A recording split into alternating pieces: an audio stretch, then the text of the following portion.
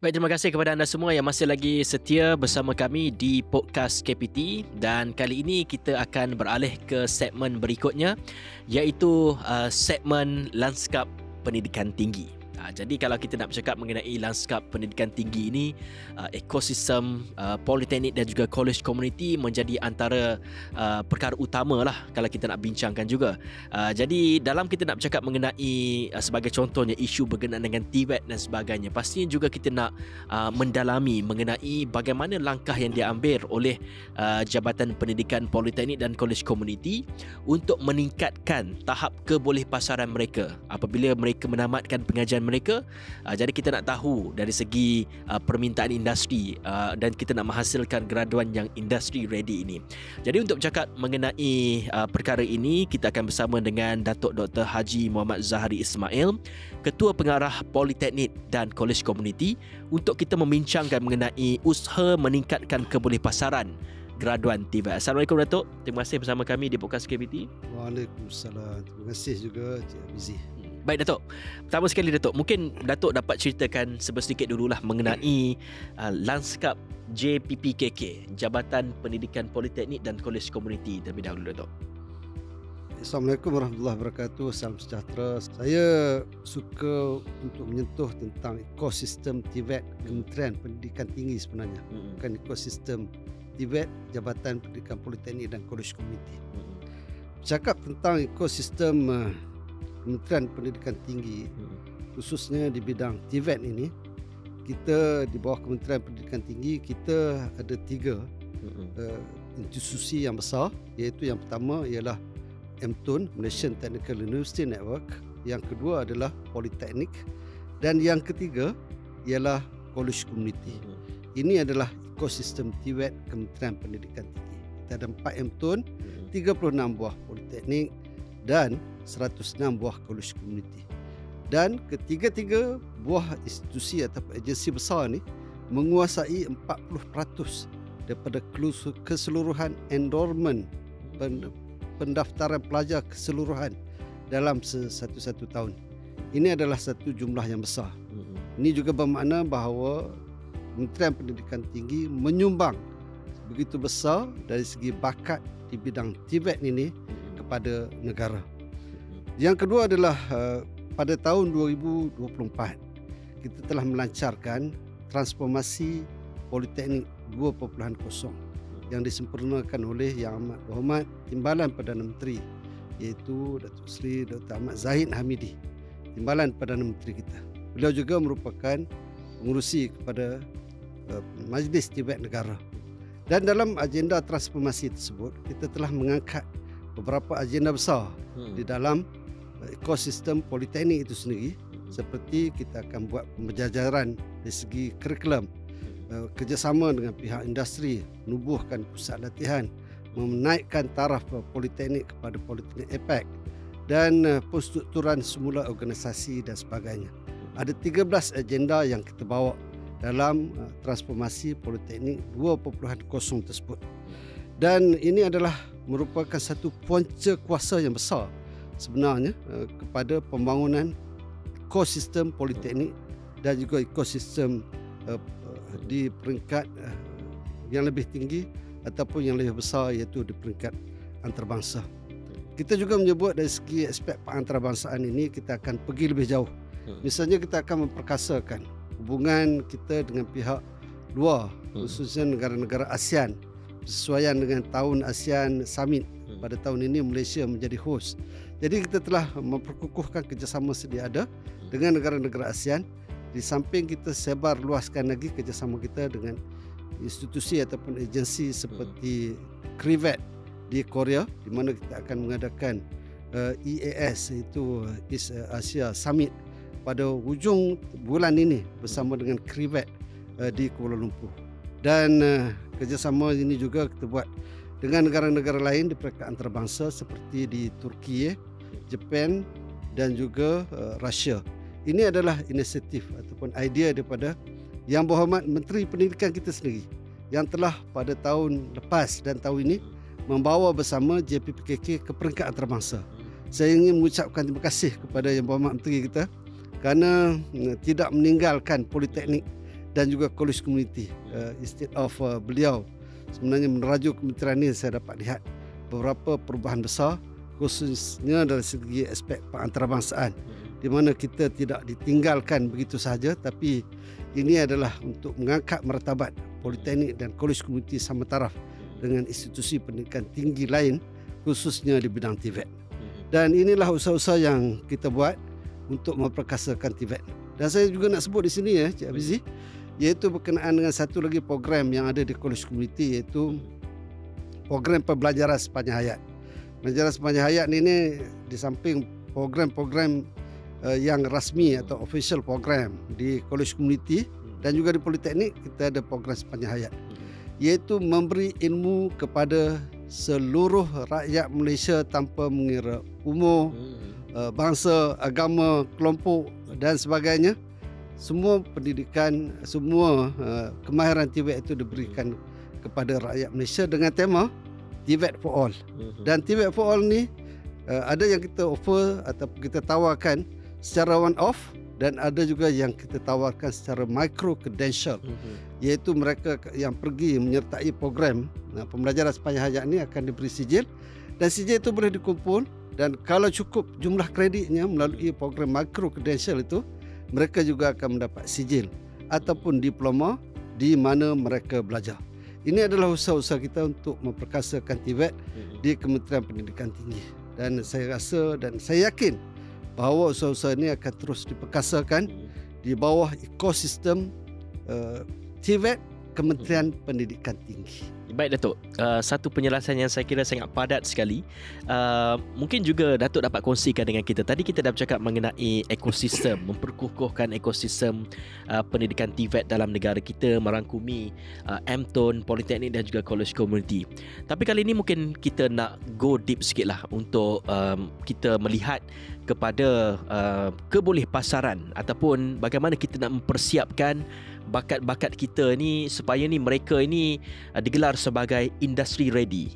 Apabila mereka menamat saja pengajian, mendapat permintaan yang tinggi daripada pemain-pemain industri untuk mereka ini join kepada sesebuah syarikat-syarikat itu sendiri. Satu soalan yang baik dan satu topik yang selalu dibincangkan Cik Hafizi di mana-mana platform berkenaan isu future ready graduate di kalangan pelajar. Pendidikan ini sebenarnya sekarang ini dah menjadi satu pelaburan, dan orang akan melihat what is the impact daripada hasil pelaburan tersebut. So apa yang dibuat oleh pihak politeknik dan juga college community bagi memenuhi yang disebut sebagai industry ready ini, satu, kita telah mengadakan kolaborasi dengan setakat ini jumlah industri yang berkolaborasi, yang menandatangani baik LOI, letter of intent, MOA, MOU dan sebagainya adalah berjumlah 19,000 buah industri. Satu jumlah yang besar. Dan kebanyakan industri ini kita menghantar student kita ke sana, dan industri juga sometimes dia menghantar pakar-pakar mereka kepada industri kita. Apa yang kita buat ialah satu, pelajar kita wajib melalui proses yang kita panggil sebagai latihan industri semester akhir ataupun LISA. LISA ni adalah wajib bagi semua program sijil dan program diploma di politeknik dan college community. Dan bagi pelajar-pelajar program diploma di college community dan program ijazah di politeknik, kita memperkenalkan program yang dipanggil sebagai work-based learning, iaitu mereka akan terus dihantar bekerja di industri tersebut sama ada selama 6 bulan ataupun selama 1 tahun, dan mereka seolah-olah bekerja di industri tersebut, dan kebanyakan daripada mereka telah pun diserap masuk oleh pihak industri jika sekiranya mereka memenuhi kriteria, mempunyai kemahiran, kepakaran, pengetahuan dan semua itu yang diperlukan oleh industri mencukupi bagi pelajar tu, mereka akan ditawarkan bekerja. Bagi pensyarah-pensyarah, tenaga pengajar, pakar-pakar kita dan sebagainya, kita selalu mengadakan program. Selalunya program yang dibuat adalah program reskilling dan upskilling kepada pensyarah kita. Dan mereka juga dihantar untuk mengikuti kursus-kursus profesional di bidang-bidang tertentu. dan profesional tu mengikut bidang. Kalau elektriknya di bidang elektrik, mekanikal, IT dan sebagainya, dan kepakaran mereka itu sentiasa dipertingkatkan sesuai dengan perubahan teknologi semasa dan dia diperlukan oleh pihak industri, pihak negara dan juga peringkat antarabangsa. Kalau boleh saya sebutkan bidang-bidang terkini seperti artificial intelligence, Internet of Things, data analytics dan sebagainya adalah elemen ataupun unsur-unsur yang ada di dalam revolusi industri 4.0, dan pensyarah kita sentiasa diterap ataupun dipaksa untuk mengikuti program tersebut, dan tempoh pengajian mereka untuk memperkasakan kemahiran mereka itu adalah in between 3 bulan lah. Biasanya kita hantar terus kepada pihak industri, dan industri melatih. Dengan sebab itu apabila mereka balik ke institusi, mereka dapat mengajar pelajar ni dengan teknologi semasa yang diperlukan oleh pihak industri. Industri ready kita ni juga, kita sebenarnya mempunyai kolaborasi, hubungan yang sangat baik dengan pihak industri, dan kita telah pun ada satu jawatankuasa yang sangat besar yang dipengerusikan oleh Yang Berhormat Menteri Pendidikan kita sendiri, iaitu Majlis Perundingan, Majlis Penasihat Industri Politeknik, MPIP. Ada 20 orang pakar-pakar industri, CEO industri, GM daripada industri besar dalam negara ni dalam pelbagai bidang. Mereka telah pun dijemput untuk, atau bukan dijemput, dilantik oleh Yang Berhormat Menteri Pendidikan Tinggi sendiri sebagai ahli. Dan kebiasaannya kita akan mengadakan mesyuarat sekurang-kurangnya setahun sekali, dan boleh diadakan bila-bila masa mengikut keperluan. Dan saya yakin dan percaya pihak kementerian sangat berpuas hati dengan sumbangan yang diberikan oleh pihak industri kepada pihak kami. Sekali lagi saya sebut, sebanyak 19,000 buah industri yang kerjasama baik dengan kita.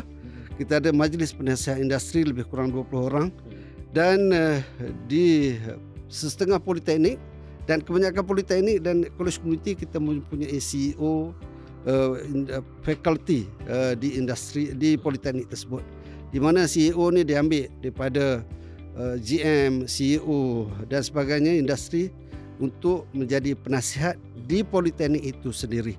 Di samping itu kita ada juga yang dikenal sebagai ISC, iaitu Industrial Advisory Committee di semua politeknik dan college community. Dan mereka inilah yang menjadi orang tengah ataupun pengantara in between akademia dan industri. Dengan sebab itu kita dapat merapatkan jurang ataupun hubungan di antara industri dan juga pihak akademia, khususnya dalam beberapa perkara. Kalau saya boleh sebut di sini, kalau dulu orang mempertikaikan kurikulum kita ni outdated, kurikulum kita tidak lagi memenuhi keperluan industri dan sebagainya, tetapi melalui jawatankuasa ini semua itu dapat diselesaikan. Dan sebahagian besar daripada penulis kurikulum kita yang membangun kurikulum itu sendiri adalah daripada orang industri.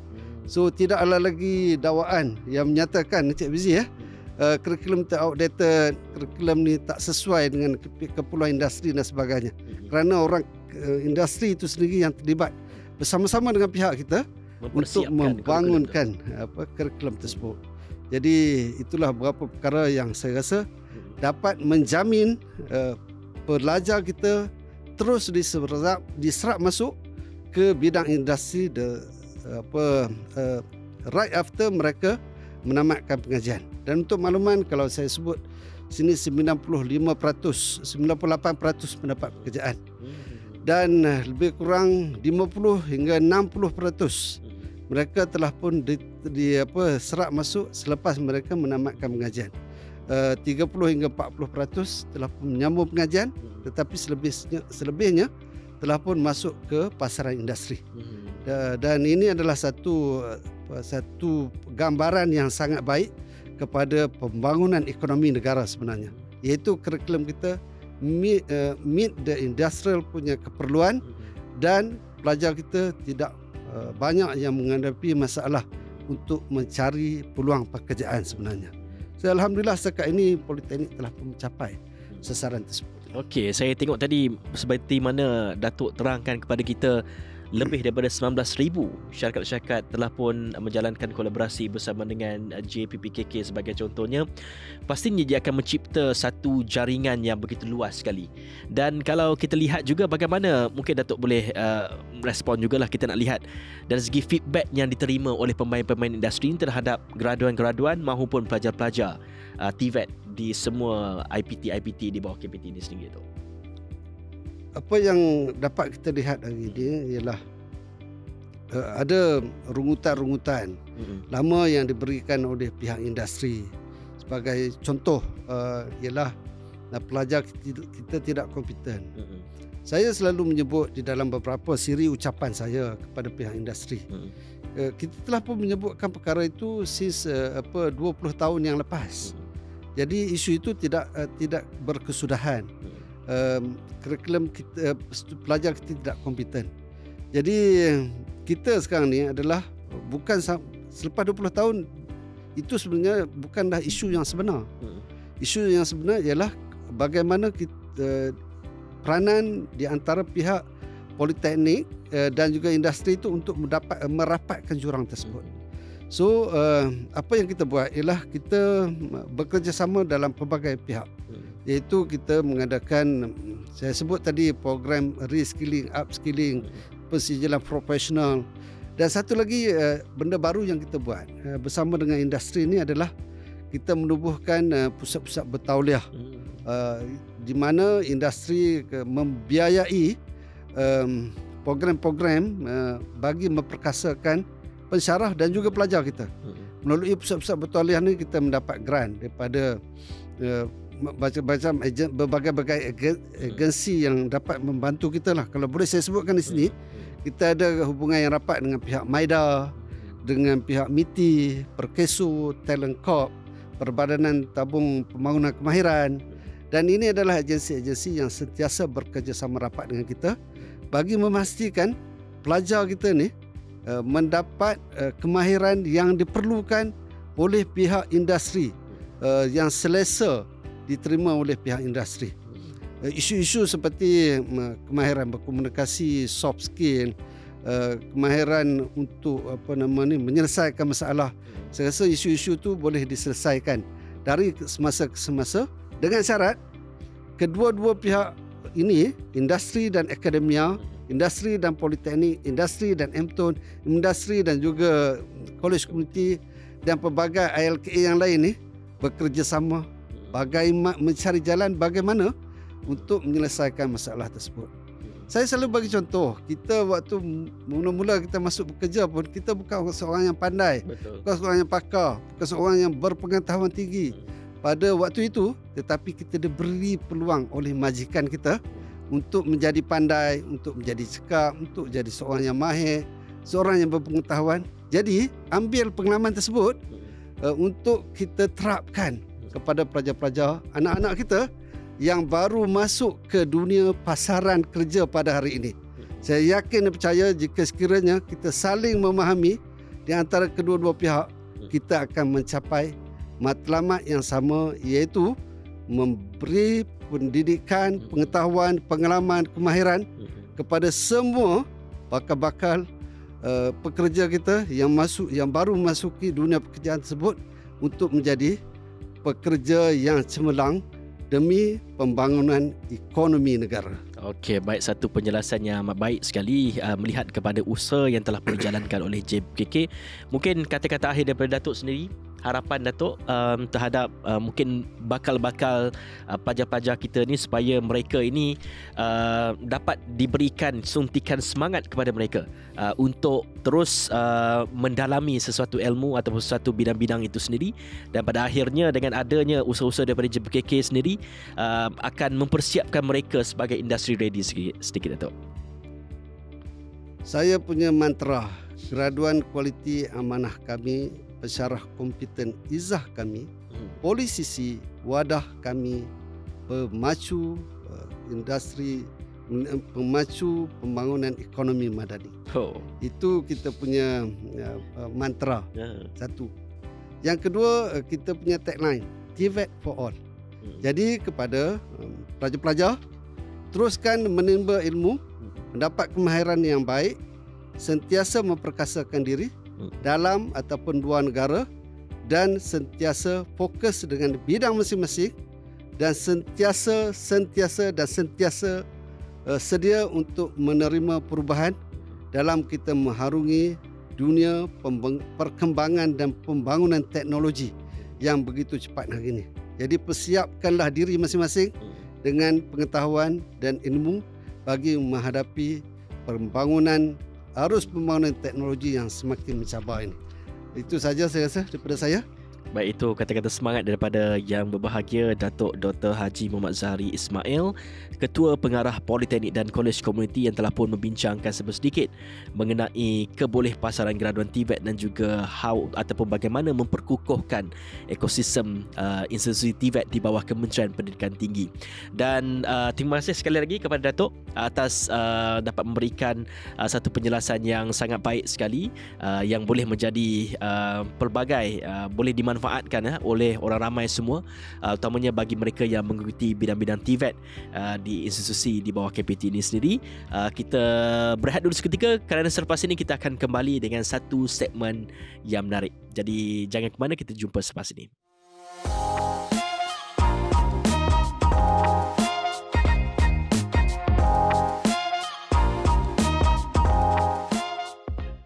Kembali bersama saya Hafizi Rosli dalam podcast KPT, dan kali ini kita beralih ke segmen seterusnya, iaitu perkongsian pakar, perkongsian akademia, yang saya kira amat menarik sekali untuk kita bincangkan pada segmen kali ini adalah berkenaan dengan artificial intelligence ataupun kecerdasan buatan, pendidikan tinggi, guru baharu ataupun alat sokongan. Dan kalau kita tahu sekarang ni penggunaan AI dalam pembelajaran, malah kehidupan seharian kita juga pun menggunakan AI sekarang ni. Nak tahu tips-tips yang terbaik, nak tahu mungkin persiapkan itinerary kita nak melancong ke mana pun, kita akan guna AI.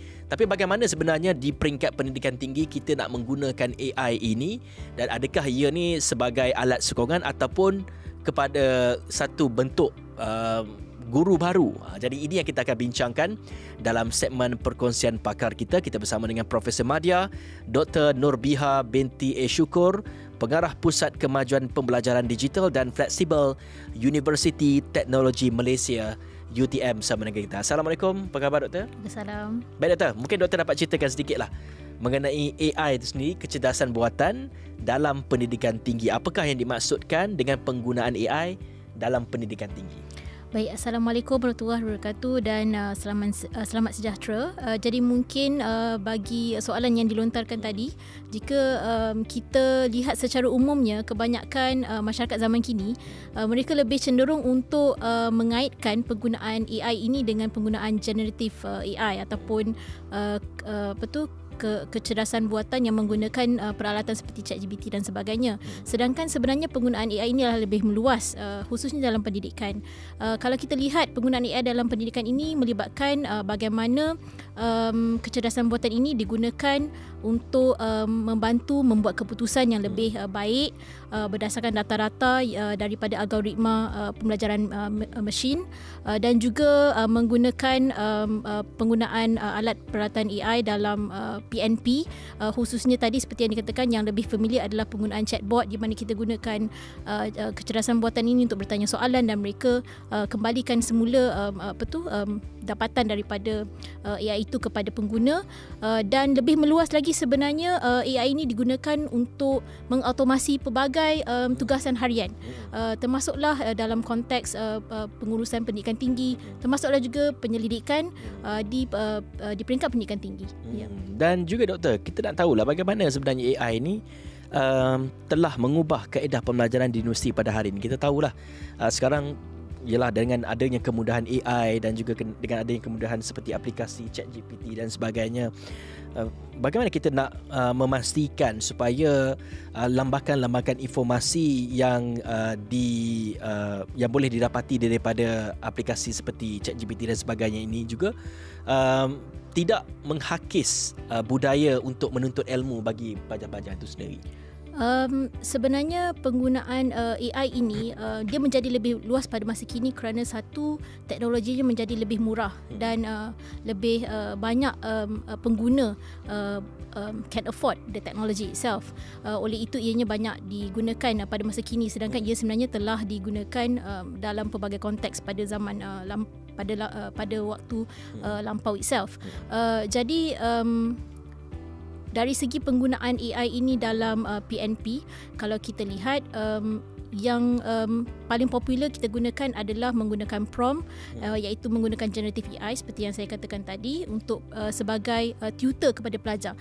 Instead of pelajar ini mendapatkan bantuan daripada pensyarah mereka, mereka boleh mendapatkan bantuan dalam PNP mereka secara 24/7, secara 24 jam menggunakan bantuan AI ini.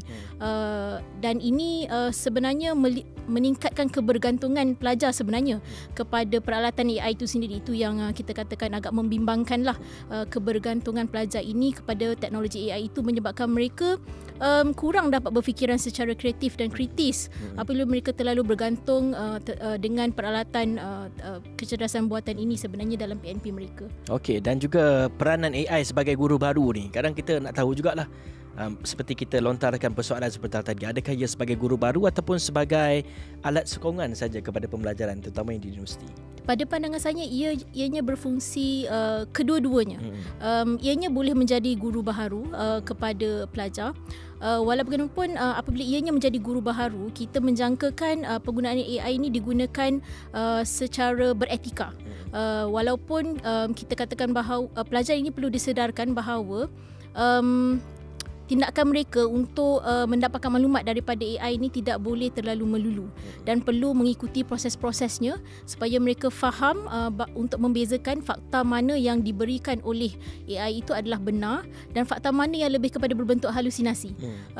Jadi dan dari segi alat sokongan, kita boleh lihat AI ini sebenarnya mereka boleh membantu pelajar itu sendiri untuk predict atau menjangkakan, katakanlah pelajar itu dia pada semester ini katakanlah CGPA-nya 2.8 dan dengan menggunakan teknologi AI ini, sistem yang diautomasi dengan large language model boleh membantu pelajar ini untuk mengenal pasti area mana yang mereka perlu improve. Dan sistem ini boleh juga mencadangkan, sistem yang diautomasi dengan AI ini boleh mencadangkan kalau pelajar ini dia lemah dalam sesuatu kursus, mereka boleh mencadangkan anda patut fokus kepada area yang mana supaya pencapaian anda boleh meningkat to what level. Jadi ini adalah kita lihat sebagai alat sokongan, bagaimana AI itu berfungsi sebagai alat sokongan. Dari aspek guru baharu tadi, dia mungkin boleh membantu sebagai tutor, tetapi dari segi alat sokongan, AI ini boleh membantu pelajar itu merancang untuk membuat keputusan dengan lebih baik, bagaimana mereka boleh move forward dengan status semasa pencapaian mereka dalam pembelajaran masing-masing.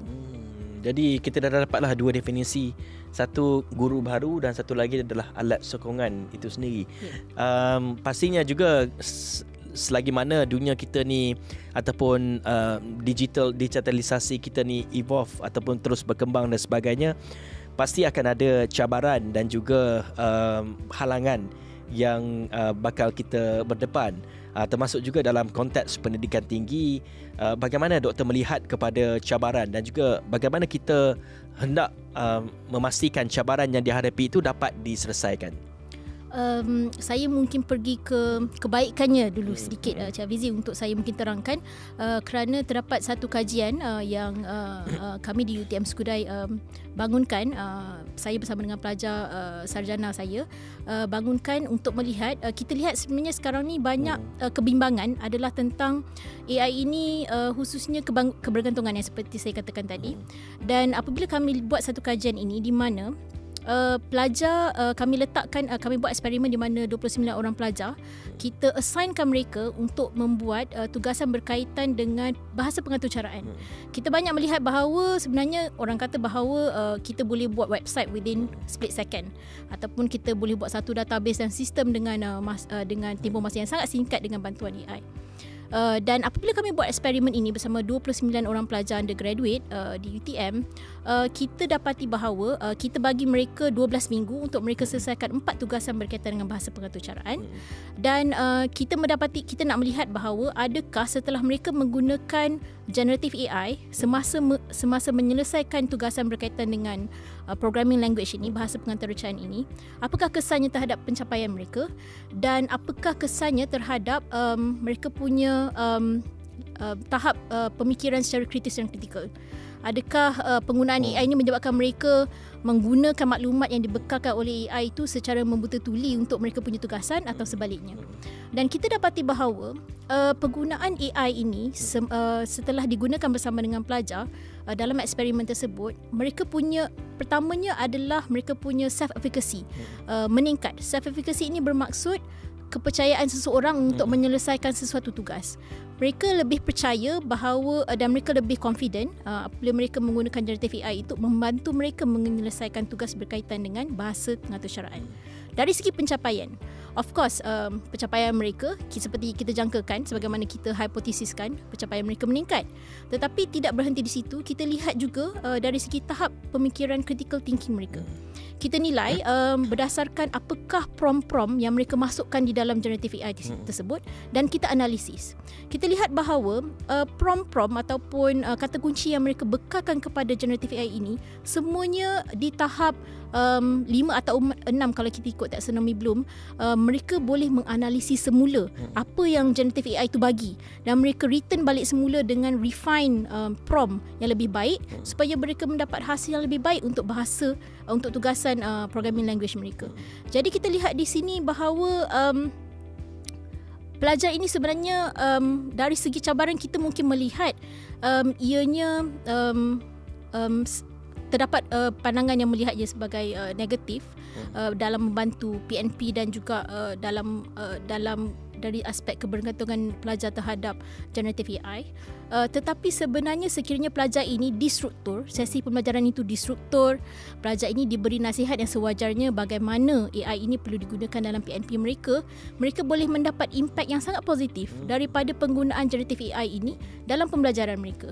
Dan of course kita katakan cabaran itu tadi adalah cabaran untuk mendidik mereka lah, dan memastikan mereka mempunyai literasi yang sepatutnya dalam menggunakan generative AI ini dalam PNP mereka.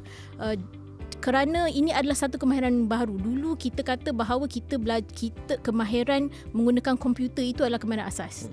Jadi sekarang ni sebenarnya kemahiran pakai AI adalah juga menjadi satu kemahiran asas, menjadi literasi seperti kemahiran membaca, menulis dan mengira.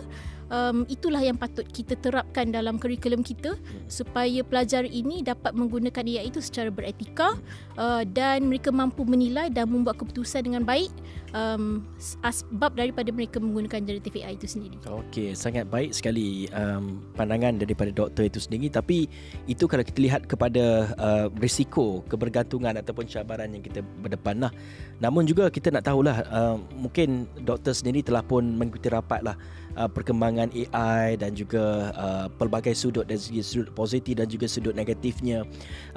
Bagaimana agaknya doktor punya pandangan lah kepada institusi pendidikan tinggi yang nak menggunakan AI ni bagi pengajaran dan juga pembelajaran mereka? Apa antara aspek-aspek yang perlu dilihat, dan bagaimana sebenarnya sebagai seorang pensyarah juga dapat menentukan ia adalah hasil daripada AI ataupun melalui mereka punya kepakaran dalam bidang mereka sendiri?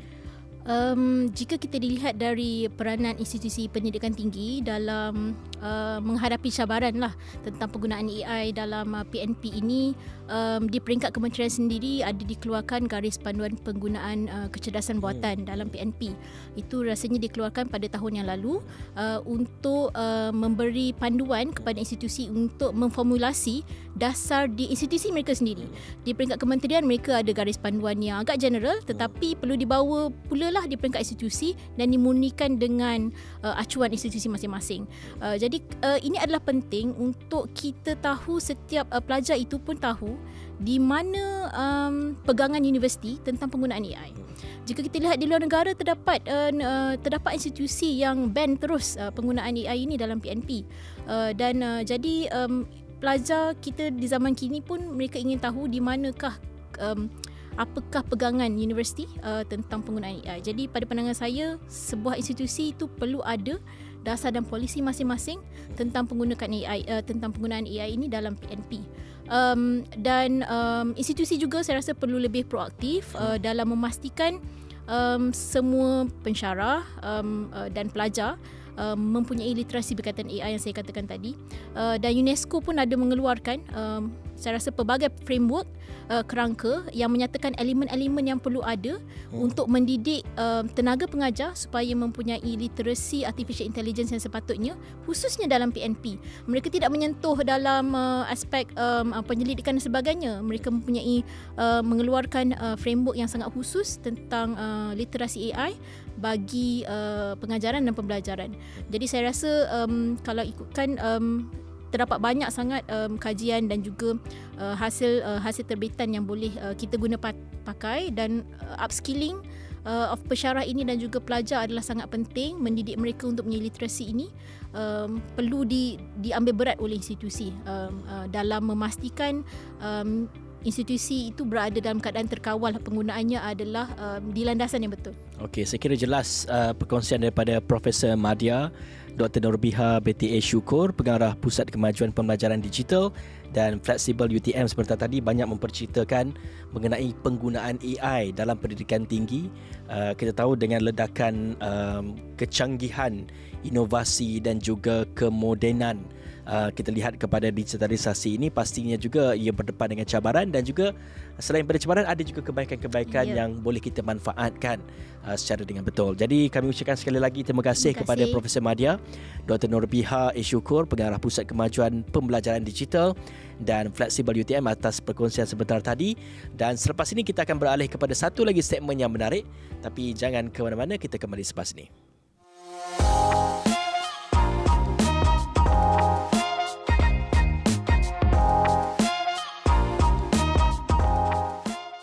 Baik, kembali bersama saya Hafiz Rosli dalam segmen berikutnya, iaitu segmen kisah kejayaan. Kita bawakan penyelidik, kita bawakan pelajar-pelajar dan juga kita bawakan institusi yang telah memelakarkan kejayaan dalam pengajian mereka. Dan pastinya juga dalam segmen kali ini kita nak membawa seorang tetamu yang istimewa, iaitu merupakan penyelaras program pensijilan tahfiz Darul Quran JAKIM Politeknik Shah Alam, Muhammad Luqman Roslin, yang akan membincangkan mengenai tekno hufaz. Pastinya ramai, terutamanya bagi pelajar-pelajar yang berada di ekosistem politeknik dan juga kolej komuniti ini sudah pun mengetahui mengenai tekno hufaz ini. Maka apa kata kita akan berbincang lebih lanjut bersama dengan Encik Muhammad Luqman untuk kita mengetahuilah bagaimana sebenarnya program ini direka dan juga apakah sambutan yang diterima mengenai program ini. Dan Assalamualaikum, apa khabar Encik Luqman? Waalaikumsalam, Alhamdulillah, khabar baik. Baik, Encik Luqman, mungkin boleh ceritakan sedikit lah mengenai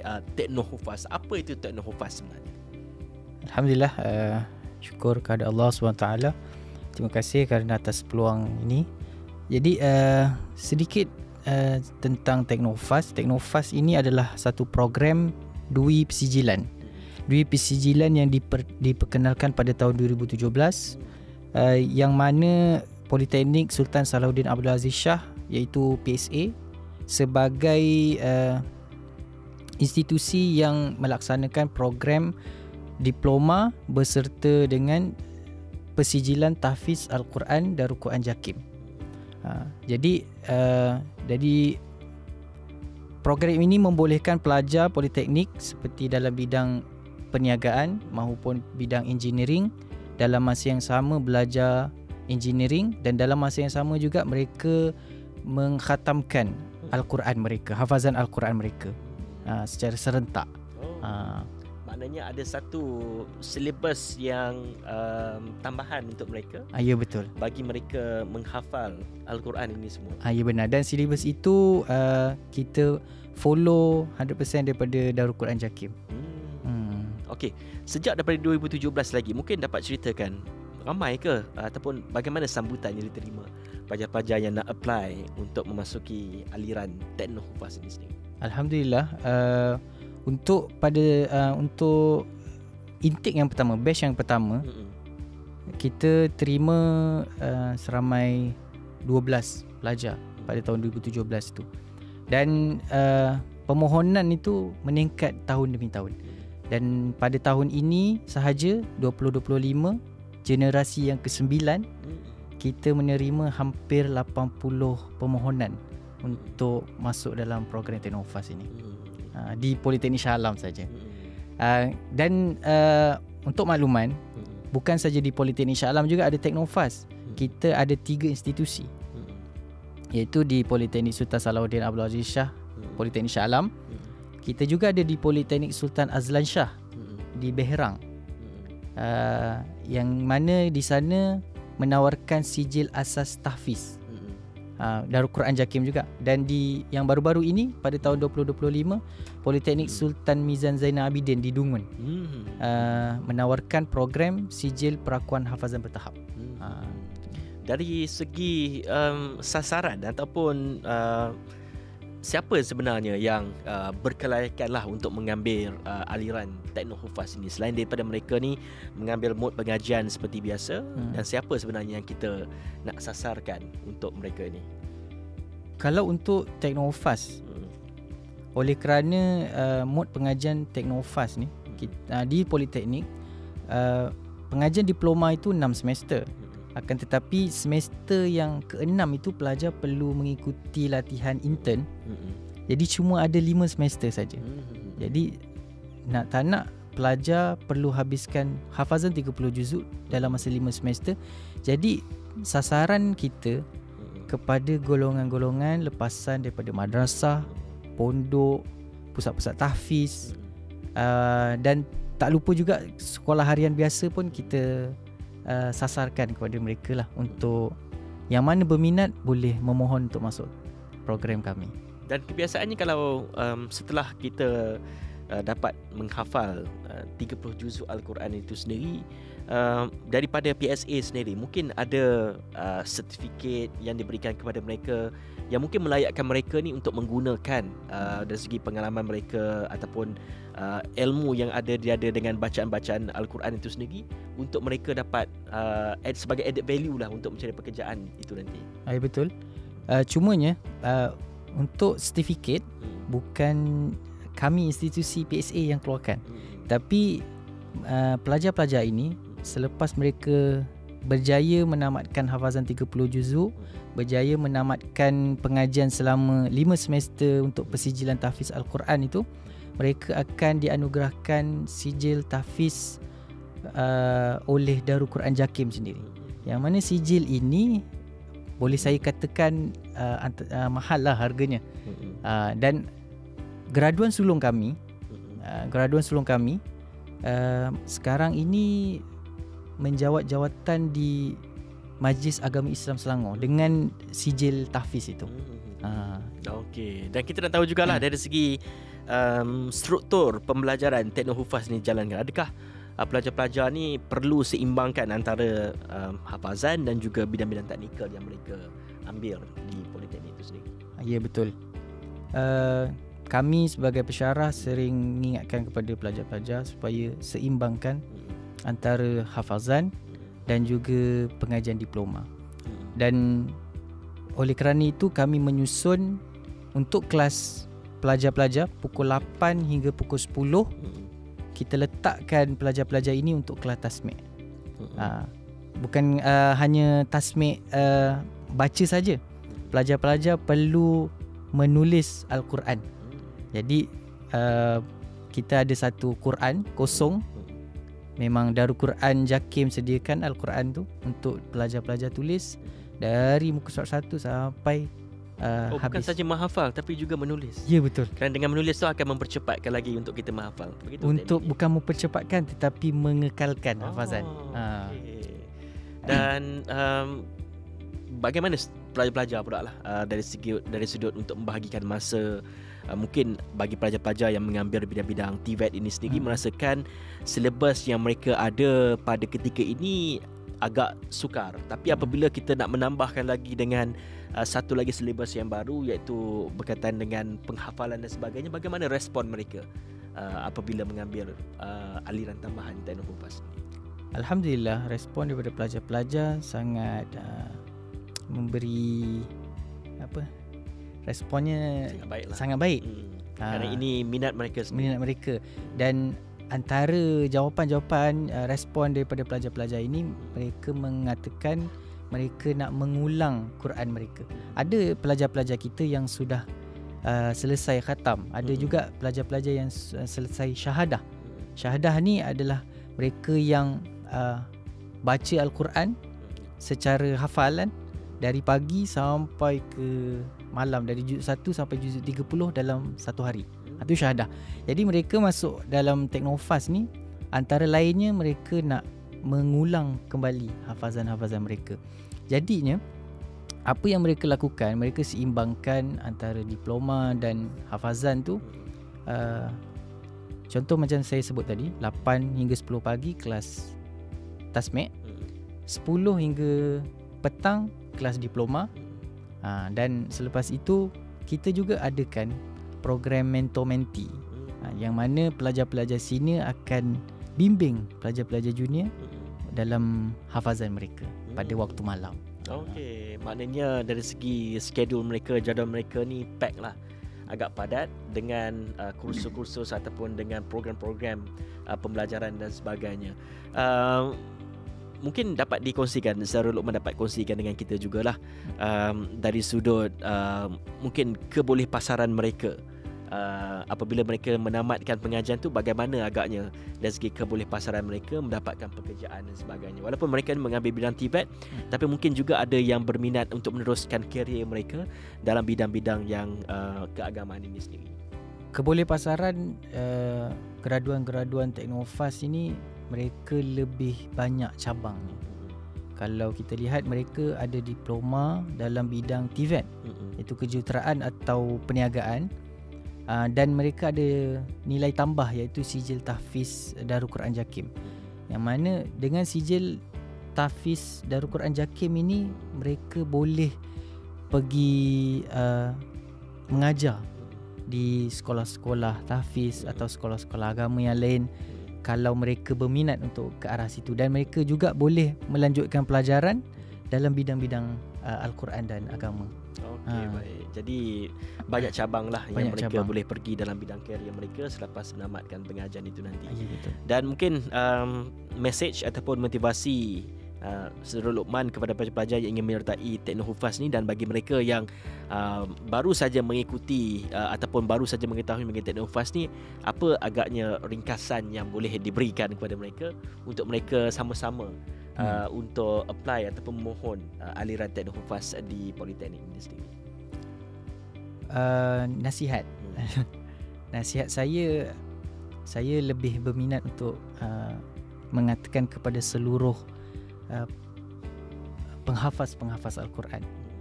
Jadi nasihat saya kepada penghafaz Al-Quran, adik-adik maupun yang sudah habis khatam ataupun lepasan-lepasan sekolah tahfiz, nasihat saya adalah penting bagi kita sebagai seorang penghafaz Al-Quran, penting untuk kita jaga dan kekalkan hafazan Quran tu dalam dada kita. Jadi akan ada nilai tambah lah kepada mereka, kepada resume mereka itu sendiri. Ya, betul. Jadi akan memudahkan mereka lah untuk mencari pekerjaan dan juga dapat bermandiri selepas mereka ni habis menamatkan pengajian mereka itu sendiri. Terima kasih saya ucapkan kepada Encik Muhammad Luqman Roslin, penyelaras program pensijilan tahfiz Darul Quran Jakim Politeknik Shah Alam, atas saya kira perkongsian yang amat menarik sekali, terutama untuk kita menggalakkan pelajar-pelajar kita bagi lepasan-lepasan ataupun bagi mereka yang mengikuti sekolah-sekolah aliran tahfiz, ke sekolah agama dan sebagainya yang ingin mengekalkan penghafalan ataupun penghafalan Quran mereka. Jadi ini adalah antara laluan yang mereka boleh pilih untuk sama-sama menyeimbangkan antara duniawi dan juga pada masa hadapan itu nanti. Jadi terima kasih saya ucapkan kepada Encik Muhammad Luqman atas perkongsian itu. Itu saja yang sempat kita bawakan dalam podcast KPT dalam segmen Kisah Kejayaan, dan kita akan berjumpa lagi di episod-episod yang akan datang. Assalamualaikum warahmatullahi wabarakatuh. Sekian dulu daripada saya, Hafizul Rosli, dan kita jumpa lagi.